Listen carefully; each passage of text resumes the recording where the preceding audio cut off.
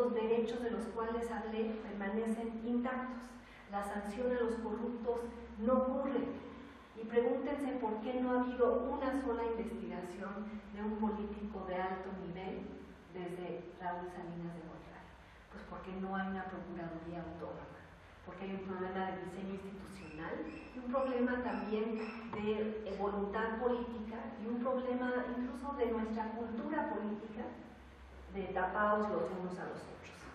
Y la alternancia en el poder simplemente ha llevado a naturalizar y a normalizar las viejas prácticas del PRI en los nuevos gobernantes, y ahí los gobiernos del PRD en Guerrero para constatar. Y yo creo que por eso la desilusión, por eso el ya me cansé, por eso los resultados del Latinobarómetro, en los cuales el apoyo a la democracia en México cayó el 9% el año pasado y solo 40% de la población piensa que es la mejor forma de gobierno. Solo Honduras y Guatemala tuvieron un resultado peor. Tenemos serios problemas con nuestra democracia. Una oligarquía rapaz y poco regulada, unos partidos gastalones y poco representativos, unas formas antidemocráticas de ejercer el poder y usar el dinero público que perduran a pesar de la evidencia, y un sistema judicial y penal que sigue encarcelando inocentes mientras exonera a culpables. Y lo peor de esto, señoras y señores, es que nos hemos acostumbrado a que este sea el caso. La disfuncionalidad aceptada y tolerada. Creemos que los privilegios sin fin y el rentismo excesivo y el Estado de Derecho ausente o intermitente son una parte incambiable de nuestra identidad nacional. No entendemos qué es el atrincheramiento de esa lógica clientelar, corporativa, rentista, lo que nos está deteniendo y explica por qué nos cuesta tanto trabajo crecer y cambiar y prosperar. Y al menos a mí eso me parece una situación inaceptable. Nos deja fuera de los mercados emergentes que están creciendo velozmente, condena a 51 millones de mexicanos a vivir en un país rico, porque México es un país rico, pero que es pobre e inseguro para ellos. Nos vuelve incapaces de promover la inversión, la competencia, la igualdad de oportunidades y la movilidad social para tantos. Insistimos en ser excepcionales y únicos de tantas maneras, como México no hay dos. Excepcionales, sí, en cuanto a la permanencia de tantos privilegios en tan pocas manos. Únicos en cuanto a la tolerancia social ante ese hecho. Y entonces, si me preguntan dónde están las verdaderas soluciones para nuestro país y cómo lo vamos a modernizar, no se halla la respuesta tan solo en la instrumentación de grandes reformas desde arriba, sino en la creación de contextos ciudadanos de mayor exigencia desde abajo, con el surgimiento de ciudadanos que pelean por derechos y no solo por la distribución de las dádivas gubernamentales. Entonces, ojalá ustedes, como tantos que marcharon pacíficamente al Zócalo, digan que están cansados como Jesús Murillo Cara al final de su conferencia de prensa cuando declaró que ya estaba cansado.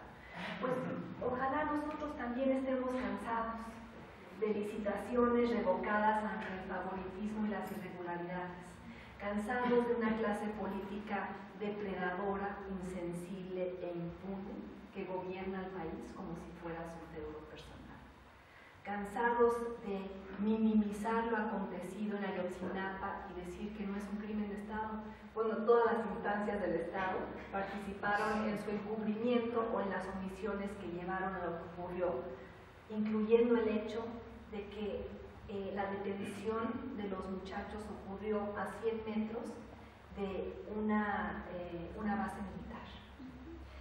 Cansados de que según Human Rights Watch haya 22,000 desaparecidos en este país y ni una sola investigación abierta que haya concluido en una sanción a alguien.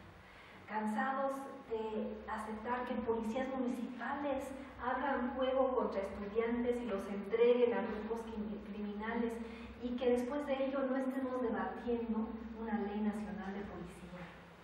cansados de que las atrocidades que presenciamos no son un hecho aislado, forman parte de un patrón de abuso y negligencia de las autoridades para lidiar con problemas de violencia e impunidad. Cansados de que asesinen estudiantes, pero no aprenden a anarquistas encapuchados. Cansados de aquello que nos lleva durante décadas a malos gobiernos y a la brutal tarea de pisar mariposas y sombras y cadáveres. Y ojalá que no nos hayamos olvidado de pensar que México puede ser distinto. La tarea es enorme e incluye a cada persona sentada en esta habitación que ame a su país. A cada persona que prefiera, parafraseando a Eleanor Roosevelt, encender una vela en lugar de maldecir en la oscuridad. Aquellos que seguimos creyendo que México tiene la capacidad de cambiar a pesar de toda la evidencia en contra. Nuestro amplio, melancólico, hermoso país. Un lugar descrito por Efraín Huerta en su poema Alta Traición, un lugar de ríos y campos enfermos de amapolas y montañas espigadas de magueyes. Yo pienso en nuestro futuro, en el grano de trigo, en el amplio corazón mexicano de tierra y aire, en lo que hace que personas como yo y tantas más, y seguramente por eso ustedes están aquí, tantas personas que creen en el patriotismo, en la justicia social, en la indignación creativa, en el servicio, en los derechos individuales, en la rendición de cuentas, en todo aquello que va más allá de los hombres cínicos y fríos con ojos de tesón de granito, las diarias decisiones de tantos mexicanos extraordinarios que yo conozco, que saltan y se mueven y actúan paralizando el ruido mediocre de las calles, llamando la atención a aquello que nos aqueja. Voces de esperanza, voces de progreso, voces para pelear contra el miedo y la corrupción y la impunidad y el abuso del poder y nuestro río de fatigas. Voces para entender que mover a México y el despertar del país no se halla tan solo en reformas legislativas. Entraña el desmantelamiento de lo que queda del viejo sistema autoritario y la creación de nuevos códigos de conducta ciudadana. Un frente unido para evitar el regreso de los peores vicios del pasado bajo el nuevo PRI. Y por lo pronto yo estoy dispuesta a trabajar con más determinación que nunca en el único lugar que conozco, que es a través de las palabras, y afiliada al único partido que conozco, que es el de nosotros. Y cuando pienso en México, pienso en más que lo bueno y lo malo y lo feo. Pienso en mi hijo Sebastián, de 16 años, subido en un árbol el día de la marcha, tomando fotografías y tuiteándolas y corriendo a buscar resguardo cuando llegaron los ganaderos y regresando feliz a su casa esa noche porque sentía que había recuperado una parte del país para sí mismo y para sus amigos. Pienso en el pelo loco chino mexicano de mi hija Julia, pienso en la nostalgia hacia Carlos Fuentes y Carlos Monsiváis y Germán Dehesa, que dejaron tan buena huella. Pienso en la urgencia que tantos sentimos de dignidad y justicia para todos. Pienso cómo se pone el sol sobre las olas del mar en Zampani, un minúsculo pueblo al norte de Punta Rica, o el sonido de los ramilleros caminando por las calles de la Condesa donde vivo, o el misterio y la majestuosidad de Mitla, o cada comida que he tenido en mi restaurante favorito, Dulce Patria, o simplemente andar en bicicleta por paseos de Reforma entre las señoras gordas haciendo aeróbics. Pienso en el riesgo de perder nuestra casa, nuestra patria, como aquellos que la están perdiendo todos los días en Guerrero, y la oportunidad de recuperarla y lograr entre nosotros lo que decía Rosario Castellanos, que la justicia se siembra. Yo creo que es muy emocionante ser mexicano en estos tiempos, aunque uno tenga que coexistir con el regreso del PRI. Yo agradezco esa labia. No creo que seamos incambiables, no creo que seamos inamovibles, No creo que seamos inferiores ni que nos merezcamos menos que los ciudadanos de otros países. Somos de la región más transparente del aire. Venturosamente somos de México.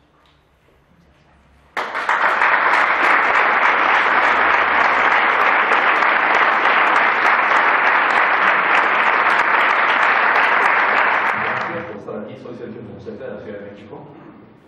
Aprovecho el contexto para hacer esta pregunta que me ha dado vueltas en la cabeza hace muchos años, con la experiencia y sabiduría que usted tiene, y con el contexto y con el contexto de empresarios que estamos aquí. Me gustaría hablar de liderazgo. Tengo una seria preocupación sobre dónde nos queda algo de liderazgo en nuestro país cuando no están en los partidos políticos. No sé si en la política en general, por eso hago la pregunta a ti, Denise. No está ya en los periodistas, porque acaban de tumbarnos a uno de, por lo menos de imagen, ¿verdad? Ya no está ahí tampoco. Espero el desenlace de lo de la Casa Blanca para que no nos vayan a tumbar a otra. Ya no está en los periodistas. ¿Aquí en la Carmen? Bueno, perdón, no quise entrar en el tema exactamente, quiero entrar al tema de dónde está el liderazgo. Me da miedo que estén los caciques de los pueblos que subieron a la gente a camiones, a miles y miles de camiones ayer. Ya no está tal vez en los sacerdotes, porque cada vez hay menos liderazgo ahí también. Mi pregunta es, ¿dónde en este contexto consideras que todavía hay algo de liderazgo para mover a México con esa voluntad que nos piden o nos sugiere? ¿Dónde está? Creo que no está funcionando este micrófono. Sí. ¿Sí? No. Sí. Hay algo un poco preocupante de tu pregunta. ¿Y qué es lo que me preocupa? Que en México estamos acostumbrados a buscar líderes providenciales. Estamos acostumbrados a buscar salvadores.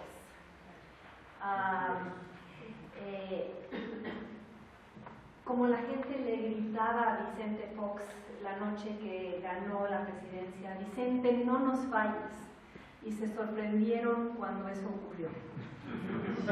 Y creemos que el liderazgo debe encontrarse detrás de la banda presidencial o en la curul de un diputado o en la silla de un senador, cuando no hay salvadores, no hay redentores y no debería haberlos. Y yo ni siquiera lo soy. Creo que el reto para muchos mexicanos es asumir el liderazgo que les toca a cada uno de ustedes. Porque en la medida en la que busquemos líderes providenciales, en este sexenio el copete electrónico, como lo llamara Carlos Monsiváis, vamos a seguir subcontratando el destino del país a esos liderazgos. Y esa subcontratación implica abdicar a la tarea fundamental que a todos nos toca, que es la de ser ciudadanos de tiempo completo. Ahí está el verdadero liderazgo. Y ser ciudadano de tiempo completo implica mucho más que ir a tachar la boleta cada 3 o 6 años. Implica participar, donar algo de tu tiempo, tu talento, tu energía a tu comunidad, de múltiples maneras. Ya sea siendo voluntarias en un albergue de mujeres que han sido víctimas de la violencia doméstica, o organizar una petición para reducir el 50% el sueldo a los partidos políticos, el financiamiento a los partidos políticos, o organizando contramarchas a las del Sindicato Nacional de Trabajadores de la Educación para exigir una reforma educativa integral. Bueno, ¿cuánto tiempo tienen para que les diga las causas en las que se pueden involucrar y ustedes mismos ser líderes? Porque creo que el problema de México ha sido ese. Los buenos gobiernos se construyen a base de buenos ciudadanos, no hay de otra. Decía Henry James que si los hombres fueran, o no era James Madison, si los hombres fueran ángeles no sería necesario el gobierno. Los hombres no son ángeles y por eso es necesario el gobierno, precisamente para crear reglas, para establecer sanciones, para crear límites. Y esos límites, esas sanciones, esas exigencias no van a provenir de la clase política cuyo comportamiento he descrito en esta conferencia. El poder, como decía Barack Obama, nunca concede. Y el poder, ese poder rentista, oligopólico, impune en México, no les va a hacer a ustedes graciosas concesiones, sino pelear por sus derechos. Y para pelear por ellos hay que empezar por entenderlos y saber cuántos tienen, derechos que ustedes tienen, que todos los días son atropellados. Y el día que entiendan eso, asumirán la tarea que les toca, la de ser líderes en su ámbito, y no esperar que otros resuelvan los problemas del país. Decía Fernando Sabater en su último libro que los idiotas gobiernan porque otros idiotas los eligen. Entonces ha llegado el momento de dejar de serlo, y la manera de dejar de serlo es involucrando, exigiendo, denunciando. Y esa no es una tarea desestabilizadora, como quizá la ha calificado el presidente. Quienes marchan en las calles quizá estén intentando desestabilizar, lo pongo entre muchas comillas, algo que requiere ser desestabilizado. ¿O acaso ustedes piensan que tenemos un buen gobierno, buenos partidos, buena representación, transparencia, integridad y rendición de cuentas? Pues los derechos que en el mundo se han conquistado, el derecho de los africanoamericanos a votar, el derecho de las mujeres a votar, el derecho de las mujeres a decidir, todos esos derechos, ¿cómo creen que fueron conquistados? Marchando y marchando y marchando. Y después de marchar, marchar más y hacer pliegos petitorios y que esos pliegos se traduzcan en legislación y cabildeo y la construcción de coaliciones políticas y la eventual traducción de demandas sociales en leyes y en comportamiento gubernamental que los ciudadanos vigilan. Cuando Angélica Rivera dice que no es funcionaria pública y que por ello no tiene que rendir cuentas, en este país cada persona que reciba, maneje o dé órdenes sobre cómo se gasta un peso del erario se ve obligada a rendir cuentas. Entonces, me parece que ese es un discurso absolutamente equivocado, porque la rendición de cuentas es una obligación, no es una concesión. Y solo se va a volver una obligación cuando los ciudadanos exijan que sea así. Entonces, yo los convoco a que se vuelvan aquello que debe ser, los liderazgos de esta coalición ciudadana que decidí, pues para desestabilizar lo que habría que desestabilizar para que tengamos un gobierno que nos merecemos y no nos conformemos con el que nos han dado hasta el momento. Gracias por tu liderazgo.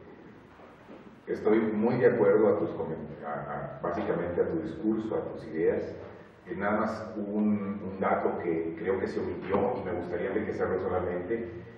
IGA también ya ganó la licitación del acueducto Monterrey-Veracruz, mismo que se manejó en el oscurito, que actualmente el gobierno de Rodrigo Medina, encabezado por el PRI, independientemente del partido, pero sí de un pelado que se llama Rodrigo Medina, que no ha querido abrirlo bajo ninguna circunstancia, está peleando actualmente no abrirlo y lo quiere platicar nada más con unos cuantos partidos. Sí ganó 47,000 millones, así que no olvides en tus discursos considerar que hay uno que se canceló, pero hay uno de 47,000 del gobierno de Nuevo León que sí está hecho en lo oscurito y que no diga. No, qué bueno que me das el dato, porque el domingo me toca, mañana tengo que escribir mi columna. Y ya. Es que alguien se le está pidiendo ese dato y es muy importante, ¿verdad? Ya estamos cansados de esos tipos. Bueno, qué bueno que me dan esta información, porque ayer me llegó información de otra fuente, de un abogado fiscal muy prominente, diciendo, pues a ver que Televisa enseñe los contratos porque debieron haber pagado el 10% de impuestos, y si le dieron 88 millones de pesos, ¿acaso lo saben sus accionistas? Porque es una empresa que cotiza públicamente en la bolsa de Nueva York, y toda otra serie de cuestiones fiscales, y que entregue sus declaraciones del 2004 al 2008, porque el sello de la declaración complementaria se pudo haber manipulado, o sea, toda una serie de cuestiones que yo y otros ojalá saquemos a la luz.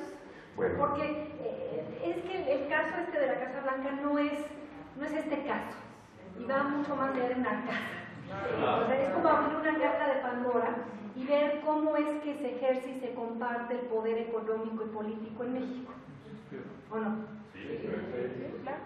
Bueno, para no quitar el tiempo a los demás, nada más ¿Es un el dato. acueducto Monterrey-Veracruz? El acueducto Monterrey, vamos a traer agua, no la necesitamos en 28 años, está comprobado, pero ahora sacaron porque necesitamos agua y van a traer un acueducto del río Pánuco hasta Monterrey. Sí. Lo puedes leer en Reforma, Sí. en el momento que quieras, en el norte, Sí. y ahí ves a ver todos los datos duros que hay al respecto. Fueron 47,000 millones ganados en una licitación manejada al oscurito, y vas a ver cuántas